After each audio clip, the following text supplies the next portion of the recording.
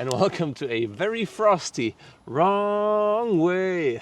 And today I'm gonna tell you which helmets you might need for your electric unicycle. So let me tell you more about it. Wrong way.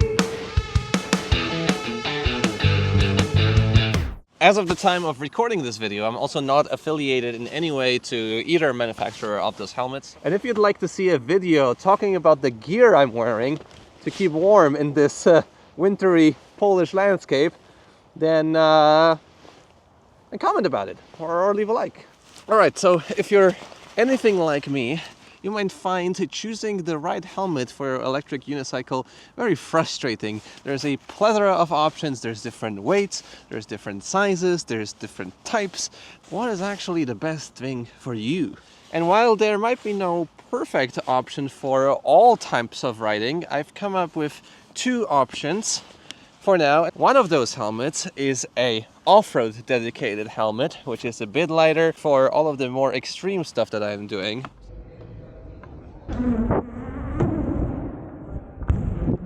And if I just ride around the city and I want to do some sort of longer distance riding and I want something more universal, I'll take this helmet, which is a adventure helmet. So motocross dirt bike helmet, adventure helmet.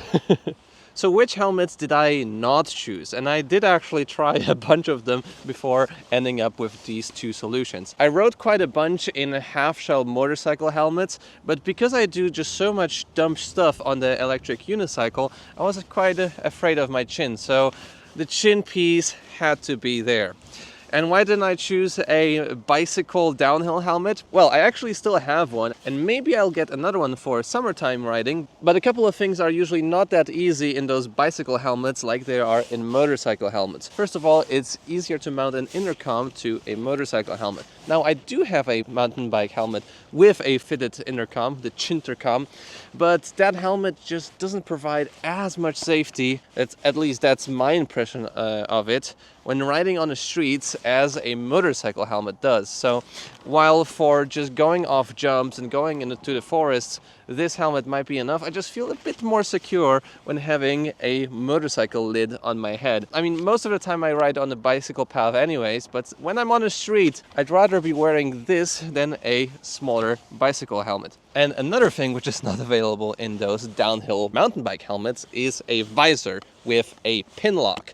Now, I know there's a TSG and Predator helmet, but I made a video about the Predator helmets. I think the TSG Pass is not a sufficient protection for you when you're riding, 40, 50 kilometers an hour on your EUC.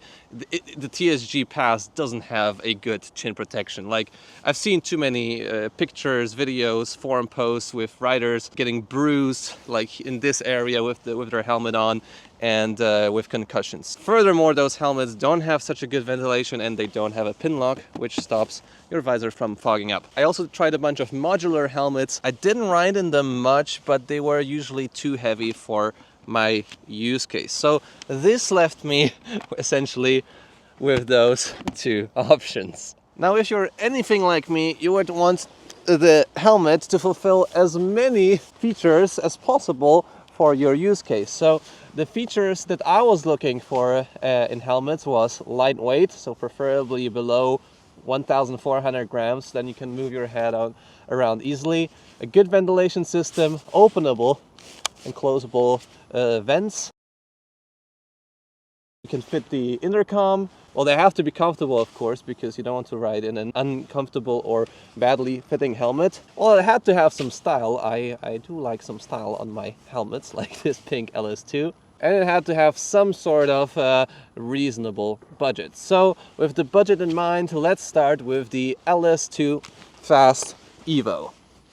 So the LS2 Fast Evo is a pretty cheap helmet, and this doesn't detract a lot from the quality actually that it has. So I bought this helmet for around €100 or below, like €90. And in the box I even got those reflective stripes, which you can see here, quite useful, and a very nice comfort liner which you can take out. And in general, like, the quality of this helmet is actually pretty good. I didn't really notice the cheapness of the price and the quality of the helmet. Now this is a dirt bike helmet, but it's pretty light. It weighs in at about 1,150 grams. However, there's lighter options available as well. I did ride in the Airoh Aviator Ace for a while, but that helmet actually didn't fit me as well as this one. My intercom fits perfectly in here. I did have to mount some tape here because the center mount is just not perfect, if I say so myself. We have a very nice long peak, which will prevent any dirt from coming from top. But most importantly, it will prevent the rain from going so much here in your goggle and face area. There is a openable chin vent. I didn't notice too much of a difference with opening this one up, but hey, it's here. And we have a bunch of ventilation holes here next to the goggles, up top, over the goggles. Here we have another 2 vents, and there's also exhaust vents. So what you want to have in your EUC helmet is ventilation, because we don't ride at the usual higher speeds that motorcycle riders do. So we want to have more ventilation than those, high speed MotoGP style helmets. And there's also plenty of space here in between your chin and the chin piece. So you have air to breathe. And yeah, you typically want to ride this thing either with goggles or with some sort of glasses, because you want to have protection against those bugs or branches hitting your face.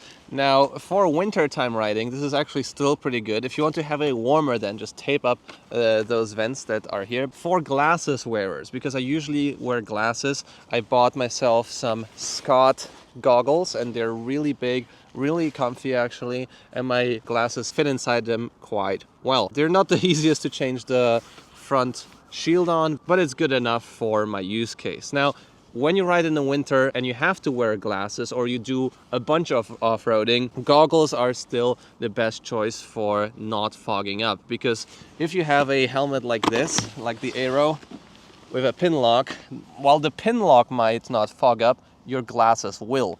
So if you want to have absolutely no fogging up when riding in the winter on your EUC, it's best to have goggles and glasses, or get some contact lenses, and also wear goggles or a helmet with a pin lock. A helmet with a visor will be also a bunch quieter than off-road than a off-road helmet. So if you primarily do long rides, you want to invest in something quieter, and therefore a visor would be the better option here.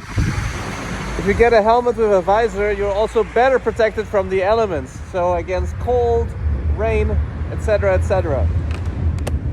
One of the things that I like most about this helmet is that it's fitting very well to my head shape. It's a, I guess, intermediate oval, M size, and it fits true to the size. It's, again, very, very comfy. It's lighter than most of the other options out there, and also a smaller shell size too. Now, all of the newer helmets with a ECE 2206 rating will be a bit more heavy, so if you want to still get one of them lighter helmets, get a 2205 certification, although the newer one is the safer option out of those certifications.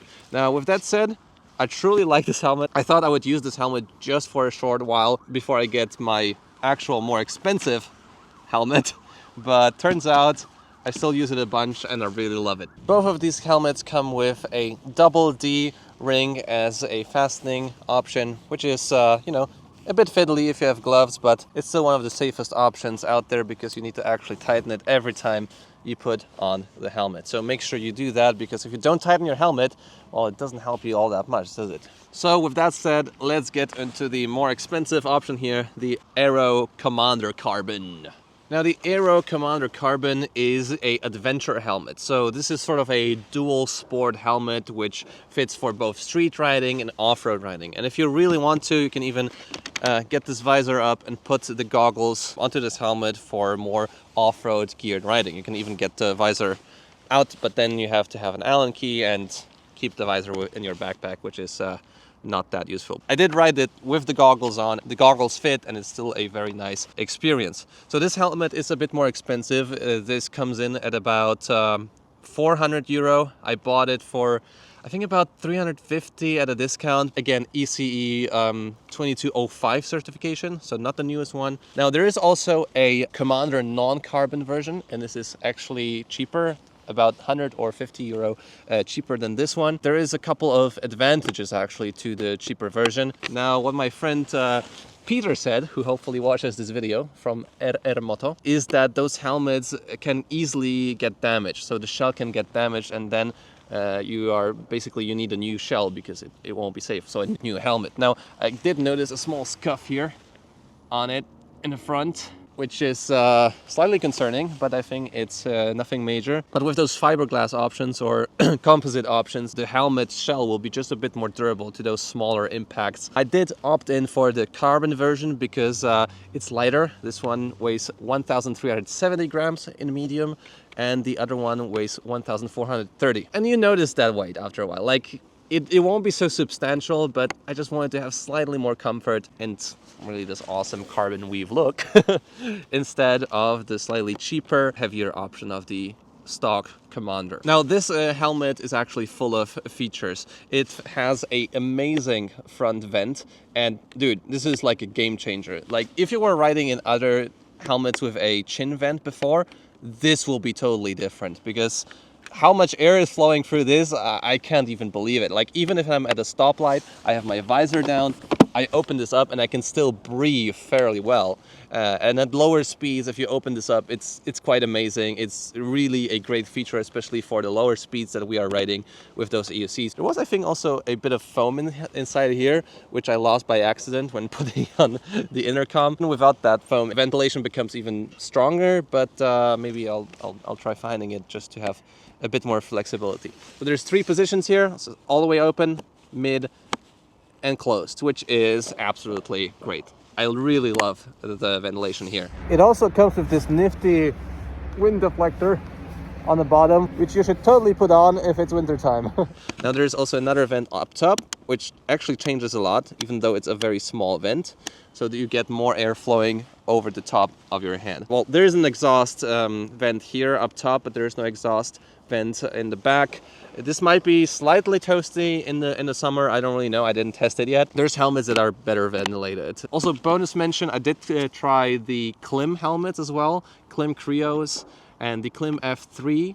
And the Krios Pro didn't fit me that well, but the Klim F3 was amazing. So if you want to have a lighter option than this, and a more sort of premium option than the LS2, then the Klim F3 is quite amazing. Like, I really was impressed with that helmet. Now let's move on to a couple more features on this helmet. We have a great, huge visor. The field of view is amazing. This is the benefit of having a visor compared to goggles. It's also pin lock ready, and as you can see now, it doesn't fog up. There's one spot where it does fog up slightly, which is here. I guess I have to just fit the pin lock a bit better. But even if I'm... Well, you see now the air coming through the vent.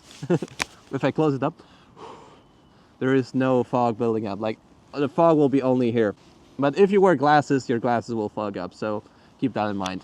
An additional feature here is also a... Oh, let's open it up. It's quite cold. Here. This is a, sun visor? I'm not really sure how it's called.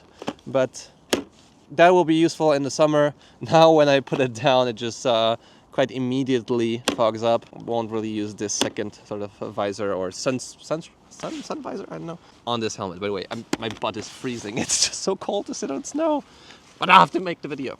All right, further on, the fit of this helmet is actually not as good for me as the LS2s. It's quite tight from the inside. There is no good fit for an intercom inside here, so I had to actually push the speakers in slightly to make it more comfortable. And as well, for mounting a Senna in this case, you have to push it really far back, because this is the first place where the Senna will actually have a flat surface to adhere to.